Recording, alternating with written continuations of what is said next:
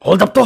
Akin na yung baril mo. Nya, ano ba yan? Isturbo ka naman sa pagtulog ko? Ba't ka kasi natutulog? Nasa trabaho ka. Oh, pagod ako eh. Ikaw na naman. Saan naman mapapagod ang isang katulad mong tambay? Oh, pagsasyat. Tsaka anong tambay? May trabaho na kaya ako, di mo ba nakikita? Ano ba yan? Sumakit tuloy ulo ko doon.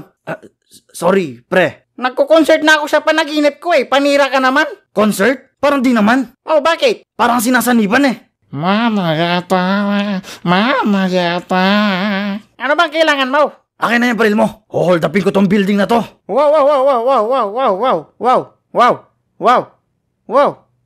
Wow. Bakit? Kasi hold upper ako. Oo nga no. Ha! Tumigil ka! Isa akong security guard.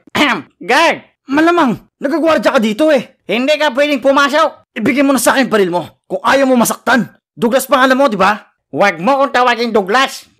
Ano itatawag ko sa'yo? Chief ang itawag mo sa akin. Okay, ibigay mo na sa akin ang baril mo, Chief. Ay pangit, Douglas na lang pala ulit, pre. Ano ba? Seryoso ako dito ng hold up tapos di mo man lang magampan ng trabaho mo bilang gwardya? Oh, tingin mo madali lang tong trabaho ko?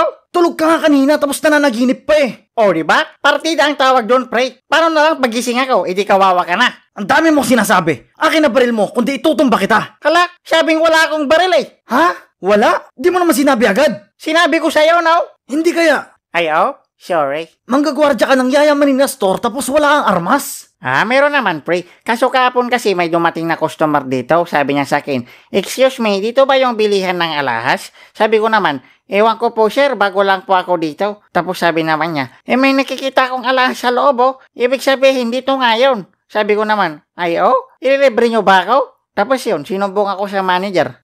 Tapos, kinuha yung baril mo. Wala nga akong baril, batuta lang binigay sa akin. Hayop ka talaga kausap. Para sa inyo kwento mo. Wala lang, share ko lang. Visit na yan. Akin na yung batuta mo. Wow. Pre, huwag naman dito, madaming dumadaan na tao.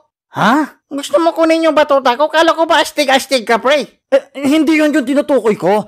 Gusto ko yung armas na nakatago niyan sa'yo. Ay na po, wag ka na mag-deny, pre. Hindi naman ako judgmentalism. Teka lang ha, pinagmumukha mo kong bading eh. Oh, anong masama doon? Ba't di mo kayain si Jonathan? Tanggap niya kung ano siya. Jonathan, adik ka, di ba, pre? Ay, gagi, hindi Oh, di ba? Huwag kang maingay dyan. Maalerto mo pa yung mga pulis eh. Mahuli ako dito. Kalma ka lang, pre. Bati tayo, no? Oy, sir police, huwag niyong huliin to, ha? Gusto niya lang magnakaw dito, pero mabait daw. Hoy, ano ka ba? Gusto mo ba talaga may tumba?